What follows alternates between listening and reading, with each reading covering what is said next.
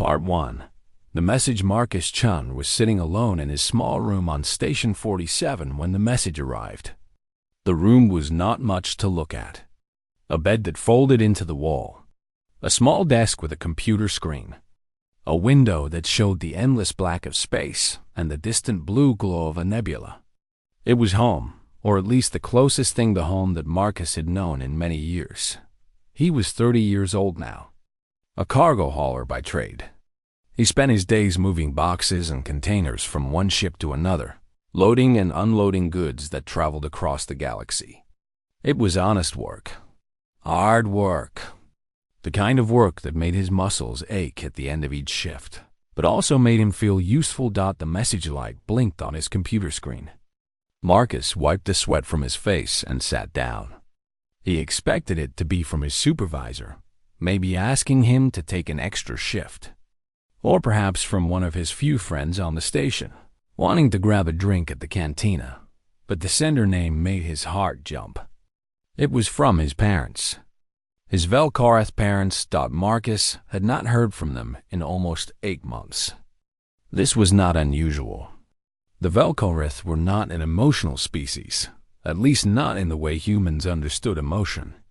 They did not send messages just to say hello or to ask how someone was feeling. They communicated when there was a purpose, a need, a reason. He opened the message and read it slowly. Marcus, we need 50,000 credits. The family estate on Vel'Kora Prime requires urgent repairs. The Western Wing has suffered structural damage. Transfer the funds immediately. Do not visit. The journey is unnecessary and expensive. That was it. No greeting. No, dear son, or we hope you are well. Just a demand for money and an instruction to stay away. Marcus read the message again. And then a third time. 50,000 credits. That was everything he had. Every credit he had saved over 10 years of hauling cargo. He had been putting that money aside for something special. For years, he had dreamed of visiting Earth, the planet where he was born. He had never seen it, not really. He had been only 7 years old when the Vel'Korath couple came to the orphanage in Manila and chose him. He remembered that day clearly. 2 tall beings with skin that shimmered like oil on water. They had 4 arms, each and eyes that seemed to hold entire galaxies within them. The other children had been afraid, but Marcus had been curious. He had walked right up to them and asked if they were made of rainbows. They had chosen him that same day. For the next 11 years, Marcus had lived among the Vel'Korath. He had grown up on their ships and in their homes. He had learned their language, their customs, their way of seeing the universe. His adoptive parents, Verteth and Mirakai, had taught him to read star charts and to appreciate the beauty of crystalline architecture. They had held him when he had nightmares about the orphanage. They had celebrated his birthdays according to the Earth calendar. Even though the Vel'Korath did not mark time in the same way, he believed they loved him. When he turned 18, Marcus had left to make his own way in the galaxy. This was the Vel'Korath tradition. Children were expected to become independent, to build their own lives. His parents had given him a small amount of money and their blessing, and he had gone to work on the frontier stations. They had stayed in touch, though the messages grew less frequent over the years. Marcus had always assumed this was normal. His parents were busy with their noble duties. They had their own lives to live, but they were still his family. He was still their son. Now he stared at the message and felt something cold growing in his stomach. The family estate needed repairs? Marcus thought about the estate. He had visited it many times as a child. It was a beautiful place, a sprawling complex of crystal spires and floating gardens. His parents were minor nobles in Vel'Korath society. They had wealth, status, connections. They had never, in all the years he had known them, asked him for money. Something was wrong. Marcus pulled up the Galactic news feeds and searched for any information about Vel'Kora Prime. There had been no natural disasters, no wars, no economic collapse. The planet was as peaceful and prosperous as it had always been. He searched for information about his family specifically. There were a few social announcements. His parents had attended a gathering of nobles 3 weeks ago. They had donated money to a cultural preservation fund. They had been photographed at an art exhibition. They did not look like people whose home was falling apart. Marcus sat back in his chair and thought. Why would his parents ask him for money they did not need? Why would they tell him not to visit? In all his years away from home, they had never once told him not to come. They had not exactly invited him either, but they had never specifically forbidden it, unless they were hiding something. The thought made Marcus feel sick. These were his parents, the only family he had ever known, the people who had saved him from a life of poverty and given him the stars. How could he doubt them? But the doubt was there now, like a splinter under his skin. He could not ignore it. Marcus made a decision. He would not send the money. Not yet. First, he would go to Velcora Prime and see for himself what was happening. If the estate truly needed repairs, he would help however he could. If his parents were in some kind of trouble, he would be there for them. And if something else was going on, he needed to know the truth. He pulled up the travel registry and searched for passages to Velcora Prime. There was a transport leaving in 2 days. The ticket would cost him 300 credits. He booked it without hesitation.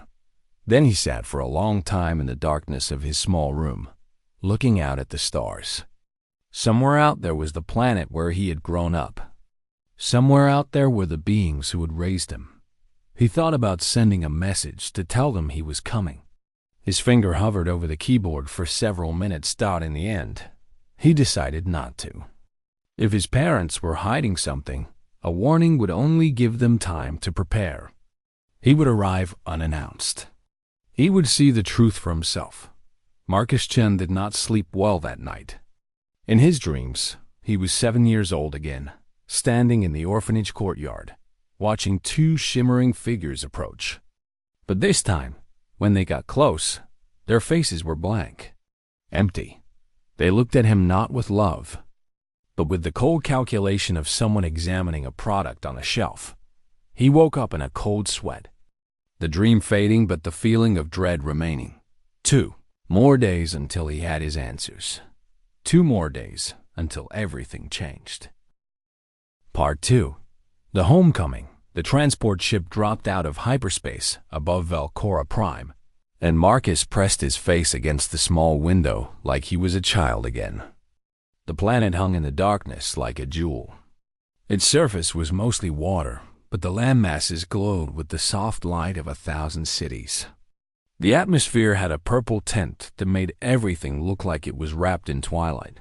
Marcus had forgotten how beautiful it was. The journey had taken 5 days. 5 days of sitting in a cramped passenger cabin, eating recycled food, and trying not to think about what he might find. He had gone over every possibility in his mind.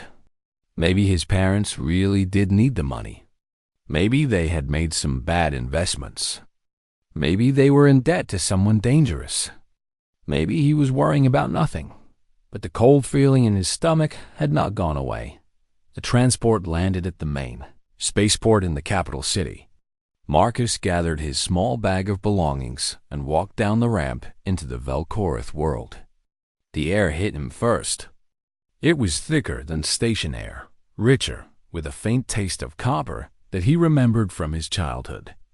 The gravity was slightly lower than Earth standard, which made him feel light on his feet. All around him, the Velcorath moved through the spaceport. They were tall and graceful, their 4 arms moving in complex patterns as they communicated with each other. Their skin came in many colors, from deep blue to bright silver to warm gold.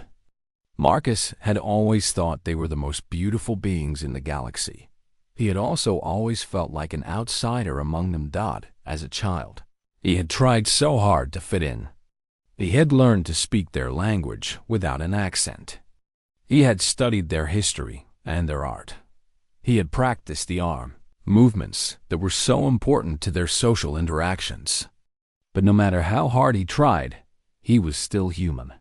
He was still different. The other Velkareth children had never let him forget it. Marcus hired a small shuttle to take him to the family estate.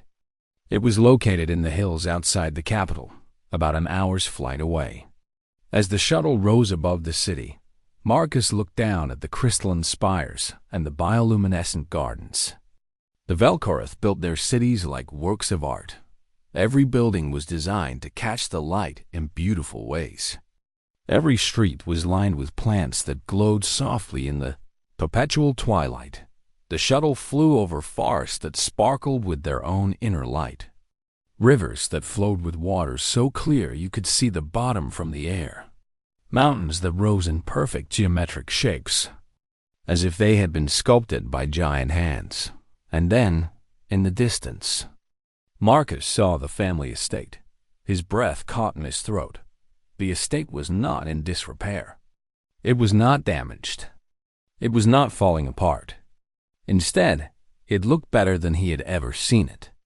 New wings had been added to the main building, their crystal walls gleaming in the amber sunlight. The gardens had been expanded, with new species of glowing plants arranged in intricate patterns. A fresh landing pad, clearly recently built, displayed the family crest in glowing lines. Marcus felt his hands begin to shake. His parents had lied to him. The shuttle landed on the new pad, and Marcus stepped out slowly. A servant robot approached him, its sensors scanning his face. The robot's voice was polite but cold. "I do not recognize you. Please state your business." Marcus swallowed hard. "I am Marcus Chen, son of Varteth and Mirakai." The robot processed this information for a moment. "I have no record of your biometric data in the family registry. Please wait while I contact the household." No record. They had removed him from the family system. Marcus did not wait. He walked past the robot and toward the main entrance of the estate. The doors, which should have opened automatically for family members, remained closed. He had to push them open manually. Inside, the great hall was full of people. Not people exactly. Velkareth. About a dozen of them, all dressed in the expensive flowing robes of the noble class. They stood in small groups, holding glasses of shimmering liquid and talking in low voices. The air was thick with the scent of perfume and the soft music of crystal chimes. His parents were hosting a party. Everyone turned to look at him as he entered. The music seemed to fade. The conversation stopped. Marcus stood in the doorway, a human in worker's clothes, surrounded by alien nobility in their finest. His mother saw him first. Mirakai was as beautiful as he remembered, her silver skin catching the light, her 4 arms draped in silk. But her face, when she recognized him, showed no joy, no warmth, only something that looked like fear. "Marcus." Her voice was flat. "We told you not to come." Marcus walked slowly into the room. He could feel every eye on him. He could feel the judgment, the curiosity, the disapproval. He was an intruder in his own family home. "I wanted to see what 50,000 credits would fix," he said.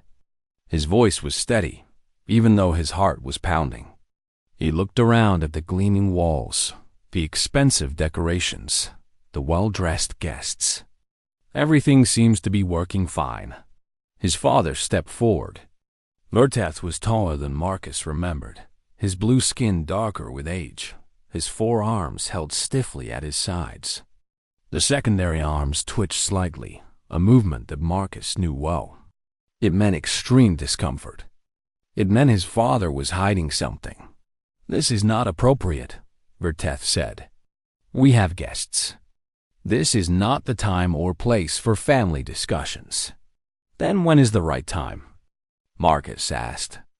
"You have not contacted me in 8 months except to ask for money. Money that you clearly do not need. What is going on?" The guests were whispering now, Some of them were looking at Marcus with open disgust. Others seemed amused, as if they were watching an entertaining show. One of them, an elderly female with skin that had faded to a dull gray, let out a soft clicking sound that Marcus recognized as laughter. She stepped forward, her old bones creaking, her compound eyes fixed on him with something that looked almost like pity. "Oh, Verteth," she said. "You did not tell him, did you? After all these years, you still did not tell him the truth." Marcus turned to face her. "Tell me what? What truth?" The elderly female smiled. It was not a kind smile. "I think, young human, that it is time you learned exactly why your parents adopted you in the first place." Marcus felt the floor shift beneath his feet. The cold feeling in his stomach turned to ice thought he had come here looking for answers. Now he was not sure he wanted to hear them, but it was too late to turn back. Part 3. The Truth. The elderly Velkarth female waved one of her primary arms at the other guests. Her name, Marcus would learn, was Matriarch Selvani, and she was one of the oldest and most powerful nobles on the planet. When she spoke, people listened. When she gave commands, people obeyed. "Leave us," she said to the guests. "This is a private matter." The other nobles did not argue. They set down their drinks and filed out of the great hall, whispering among themselves. Some of them glanced back at Marcus with curious eyes. Others deliberately looked away, as if he was something shameful that they did not want to acknowledge. Within minutes, the hall was empty except for 4 people: Marcus, his parents, and the ancient matriarch who had just turned his world upside down. Selvani lowered herself into a chair, her old joints clicking and popping. She gestured for Marcus to sit as well, but he remained standing. His legs felt weak, but he did not want to show weakness. Not now. Not in front of these people who suddenly felt like strangers. "I insist on staying," Selvani said to his parents. "This concerns me as much as it concerns you. Perhaps more." Verteth looked like he wanted to argue, but Mirakai put a hand on his arm. They exchanged a look that Marcus could not read. Then they both stood in silence, waiting for someone else to speak first. Marcus turned to the old matriarch. "You said my parents did not tell me the truth. What truth?" Selvani studied him for a long moment. Her compound eyes, which had seen centuries of life, held something that might have been pity. Or perhaps it was respect. With Velkarth, it was sometimes hard to tell. "Your parents owe me a debt," she began. "Not a debt of money, a debt of obligation. Do you know what the expansion accords were?" Marcus shook his head. He had heard the name before in history lessons, but he had never paid much attention to the details. The expansion accords were a set of laws passed by the Galactic Council about 40 years ago, Selvani explained. They were meant to help integrate what the Council called primitive species into galactic society. Species that had only recently discovered space travel. Species that were still considered lesser by many of the older civilizations. "Species like humans," Marcus said quietly. "Yes, species like humans." Selvani shifted in her chair. The accords required noble families from the major civilizations to adopt children from these primitive species. The idea was that growing up in wealthy, educated households would help these children become bridges between cultures. They would learn our ways and teach us theirs. It was supposed to be a path to equality and understanding. Marcus felt something cold spreading through his chest. He was beginning to understand where this was going. But for many families, Selvani continued, the adoptions were not about equality. They were about status. Having an exotic child from a primitive species became fashionable. It showed that you were open-minded, progressive, cultured. It was like having a rare piece of art or an unusual pet. "A pet," Marcus repeated. His voice sounded strange in his own ears, hollow, empty. "I do not say this to be cruel," Salvani said. I say it because it is the truth. Your parents adopted you because the Accords required it for their social advancement. Having a human child elevated their standing considerably. You were, how do I put this, a good investment. Marcus turned to look at his parents. Verteth was staring at the floor. Mirakai had her arms wrapped around herself, as if she was cold. Is this true? Marcus asked. His voice cracked on the words. Was I just an investment? A status symbol? For a long moment, neither of them answered. Then Mirakai spoke, her voice barely above a whisper. It is more complicated than that. Then explain it to me. Marcus could feel anger building inside him now, hot and sharp. Explain how you raised me for 11 years. How you held me when I cried. How you celebrated my birthdays. Was all of that fake? Was any of it real? We grew to care for you, Verteth said. He still would not meet Marcus's eyes. Over time, we developed genuine affection. But the beginning, the reason we chose you, Salvani speaks the truth. It was because of the Accords. Because of what you could do for our social position. Marcus felt like he had been punched in the stomach. Everything he had believed about his childhood, his family, his place in the universe, was crumbling around him. So what changed? He asked. Why ask me for money now? Why tell me not to visit? Salvani answered before his parents could. The expansion accords were repealed 6 cycles ago. The political climate has shifted. Humans are no longer fashionable. In fact, they are now considered quite the opposite. What do you mean? The Galactic Council has reclassified your species, Salvani said. They finally reviewed Earth's complete history. Your wars, your violence, your remarkable ability to survive and adapt to any circumstance. She made the clicking sound again. The Council became afraid. They realized that humans are not a primitive species waiting to be uplifted. They are a dangerous species waiting to be unleashed. Marcus thought about human history. The world wars. The genocides. The weapons that could destroy entire cities in seconds. He understood why that history might frighten beings who had never experienced such violence. But there was another side to that history too. The art and music. The love and sacrifice. The way humans had always found hope in the darkest times. Your presence has become a problem for your parents, Salvani continued. The new government looks poorly on families with human connections. Your parents have been losing social standing, losing business opportunities, losing invitations to important gatherings. The 50,000 credits was meant to be a payment, a way to make you disappear quietly. Marcus looked at his parents, at the beings who had raised him, who had taught him to read, who had comforted him when he was scared. You were going to pay me to leave your lives, he said. It was not a question. His mother finally looked at him. There were tears on her silver cheeks, shimmering like liquid metal. We thought it would be easier, she whispered. For everyone?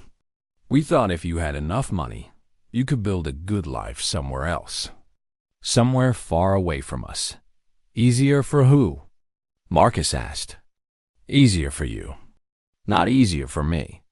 I spent my entire life believing that I had a family, believing that I was loved. And now you tell me it was all just politics. Just business. He turned away from them. He could not bear to look at their faces anymore. You were never my family, he said quietly. I was furniture. A decoration. Something to make your house look more interesting. The silence in the great hall was heavy, and cold. Marcus began to walk toward the door. He had heard enough. He had learned the truth he came looking for. Now all he wanted was to leave this place and never come back. But Salvani's voice stopped him. Wait, child of Earth, there's something else you should know. Something that your parents hoped you would never discover. Marcus paused but did not turn around. What else could there possibly be? The expansion accords had a clause, Salvani said. A clause that was meant to protect children like you. A clause that your parents have tried very hard to keep secret. Now Marcus turned. What clause? The old matriarch smiled, and this time there was real warmth in it. Any adopted child from a primitive species who reaches maturity within a noble house is entitled to a formal inheritance claim. 1/3 of the family estate. Properties, investments, social credits. All of it. Legally, irrevocably yours. Marcus heard his father make a choking sound.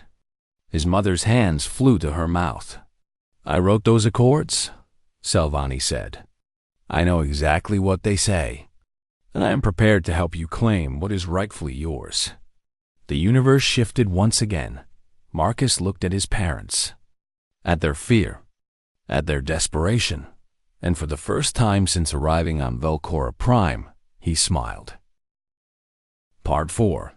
The inheritance. The days that followed were filled with lawyers and documents and arguments. Salvani had not been joking about her offer to help. She brought in the best legal advisors on Velcora Prime, experts who knew the expansion accords inside and out. They confirmed everything she had said. Marcus was entitled to 1/3 of the family estate. His parents tried to fight it. They hired their own lawyers.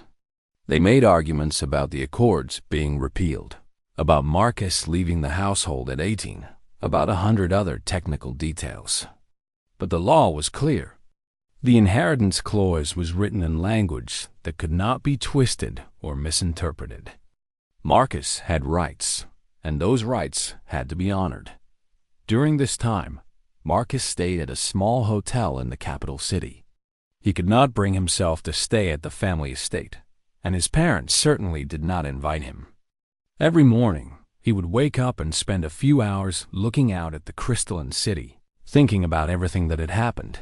He thought about his childhood, about the moments that had felt real, the time his father had taught him to pilot a small shuttle, the time his mother had stayed up all night with him when he was sick, the birthday parties with cake shaped like the earth, blue and green and beautiful dot. Had any of it been genuine? Or had it all been performance? Marcus could not tell anymore. The memories that had once brought him comfort now felt tainted, like fruit that had begun to rot. He also thought about Salvani. The old matriarch visited him several times during those weeks, always bringing food and always staying to talk. She told him stories about the early days of the expansion accords, about the idealism that had inspired them. We truly believed we were doing something good, she said one evening, sitting across from him in the hotel lobby. We thought that bringing species together would create understanding, would create peace, but we did not account for the weakness in our own hearts, the vanity, the selfishness. Too many families saw the adopted children as accessories, not as people. Why did you write the inheritance clause? Marcus asked. What was the point of it? Salvani's old eyes grew distant. I wrote it as protection. I knew that some families would eventually grow tired of their adopted children. I knew that some would try to abandon them when they were no longer useful. The inheritance clause was meant to give those children power, to ensure that they could not be simply thrown away. But the accords were repealed, Marcus said. How does the clause still apply? Repealing a law does not erase its effects, Salvani explained. The accords establish rights that cannot be taken away retroactively. Any child who is adopted under the accords retains the protections that existed at the time of adoption. Your parents knew this. That is why they tried to pay you to stay away. They hoped you would never learn the truth. Marcus thought about this for a long time. 1/3 of the family estate was worth millions of credits. Properties across multiple planets. Investments in dozens of companies. Social credits that could open doors throughout the galaxy. With that kind of wealth, Marcus could do anything. He could buy his own ship. He could explore the farthest reaches of known space. He could live in luxury for the rest of his life. He could also hurt his parents. He could take everything he was entitled to and watch them suffer for what they had done. It would be justice, in a way. Payment for all the lies and the betrayal. The thought was tempting. Marcus would be lying if he said it was not. But every time he imagined taking the money, something stopped him. A memory would surface. The little girl at the orphanage in Manila who had cried when he left. The other children who had watched him go with jealous eyes, knowing they would probably never be chosen. The cramped rooms and the thin blankets and the dreams that seemed impossible. Marcus had escaped that life because someone had chosen him. It had been for the wrong reasons, but he had still escaped. How many others had not been so lucky? On the final day before the legal settlement was to be signed, Marcus asked to meet with his parents alone. They agreed, though they looked at him with suspicion and fear, like he was a bomb that might explode at any moment. They met in a small room at the legal office. His parents sat on one side of the table. Marcus sat on the other. There were no lawyers present. No Selvani. Just the three of them. "I have made a decision," Marcus said. His mother leaned forward, hope flickering in her silver eyes. "Will you decline the inheritance? We can offer you compensation. More than 50,000 credits. We can—" "I do not want your money," Marcus interrupted. "Not the way you think." His father frowned. "Then what do you want?" Marcus took a deep breath. He had been thinking about this for days. He had run the numbers in his head 100 times. He had imagined all the possible outcomes. "I want the landing pad," he said. "The new one that you built. I want full legal ownership of it and the surrounding land." His parents exchanged confused looks. The landing pad was valuable, but it was a tiny fraction of what Marcus was entitled to. "That is all?" his father asked. "Just the landing pad?" "That and something else." Marcus leaned back in his chair. "I know about the financial irregularities in the estate accounts. The taxes that were not paid. The donations that were reported but never made. One found the records during the inheritance review." His mother's face went pale. His father's secondary arms began to twitch violently. "You would not," Berteth whispered. "That information would destroy us." "I am not going to expose you," Marcus said. "Not if you do what I ask." "What do you ask?" Marcus told them. He spoke for 20 minutes, laying out his plan in detail. His parents listened in silence, their expressions shifting from confusion to disbelief to something that might have been grudging respect.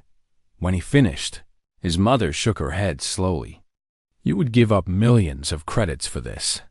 For something so impractical?" "Some things are worth more than money," Marcus said. "You taught me that, actually. When I was a child. You probably did not mean it, but I believed it anyway." The settlement was signed that afternoon. Marcus received the landing pad and the surrounding hectares of land. His parents made a very large, voluntary charitable contribution to a foundation that Marcus had created. The financial irregularities remained secret. Everyone got something. No one got everything. And Marcus finally knew what he was going to do with his life. He returned to the frontier stations, one last time to gather his belongings and say goodbye to his friends. Then he began making calls to refugee organizations across the galaxy, to adoption agencies, to government offices, to anyone who would listen. The word spread quickly. There was a human on Velcora Prime who was doing something impossible, something that had never been done before. And he was just getting started. Part 5.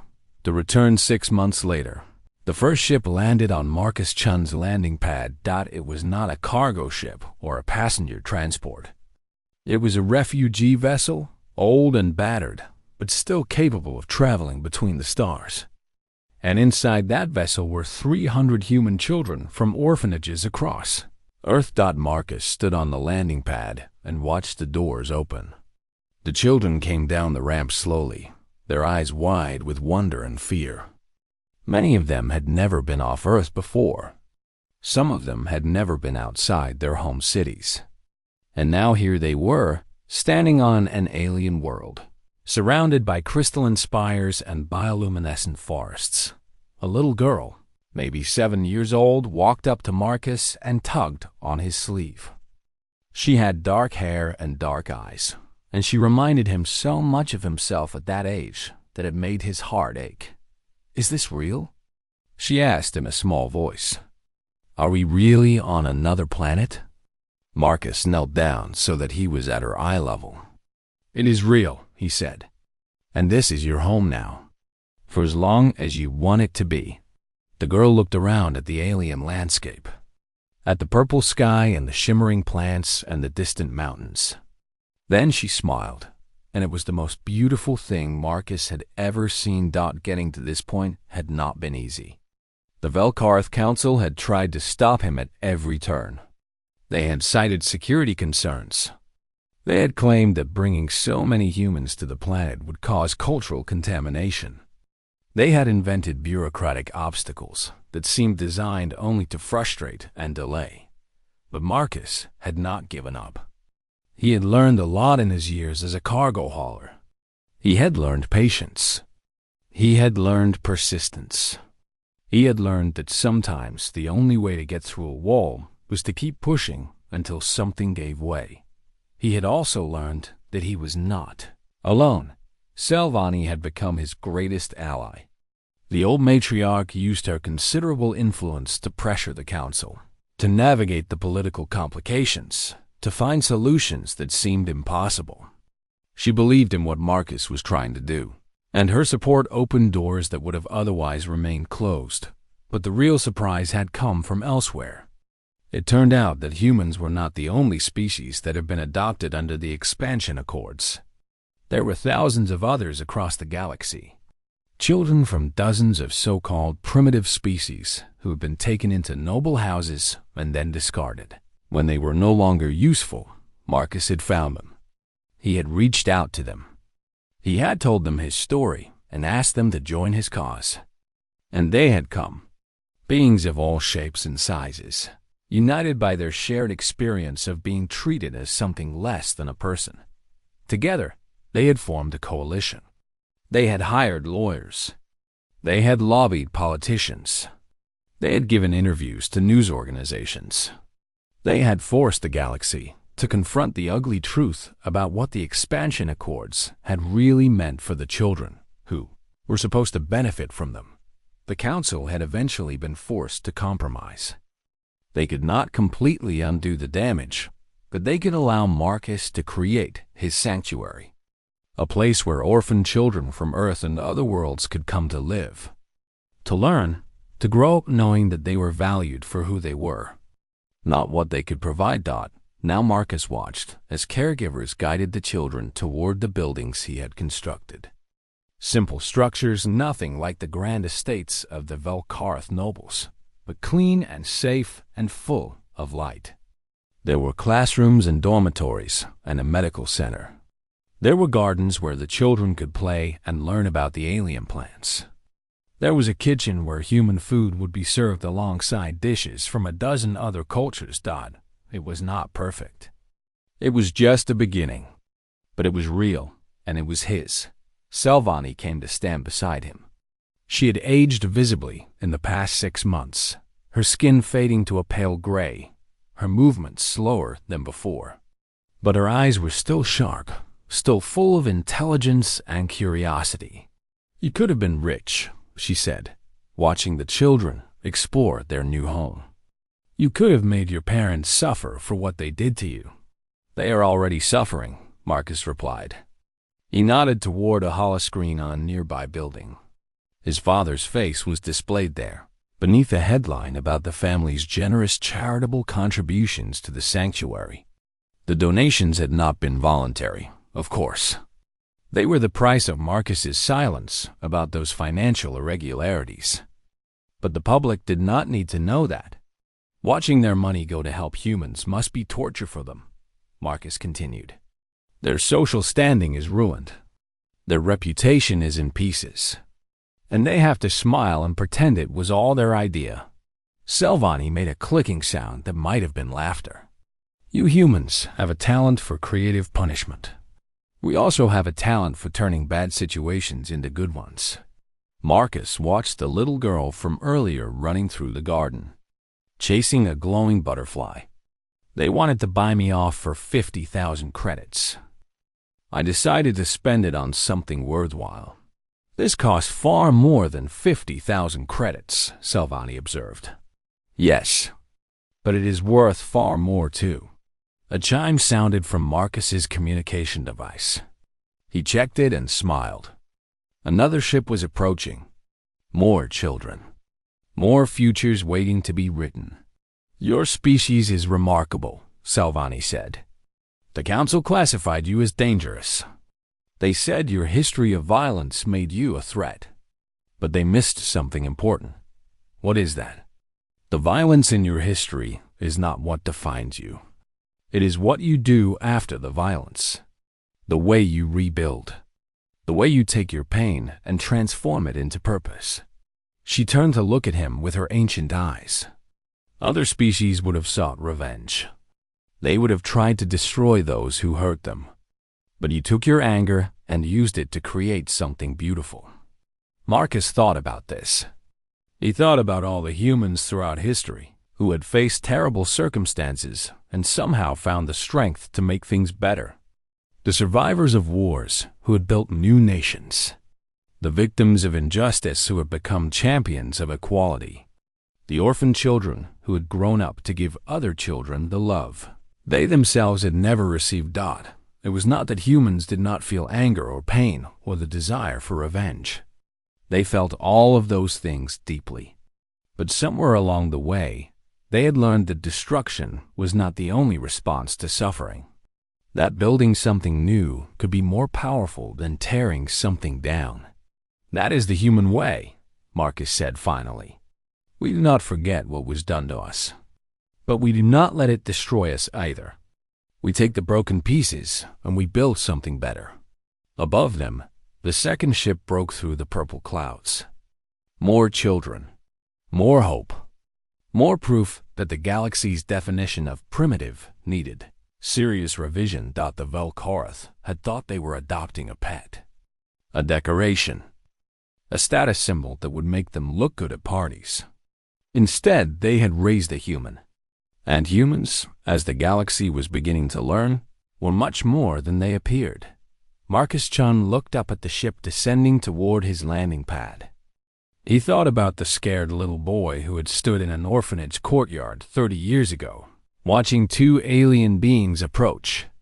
That boy had wanted nothing more than to be loved, to have a family, to belong somewhere. He had finally found what he was looking for.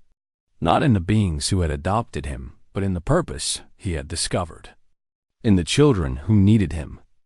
In the future he was building one day at a time. The ship landed. The doors opened. More children stepped out into the alien sunlight. And Marcus Chen walked forward to welcome them home.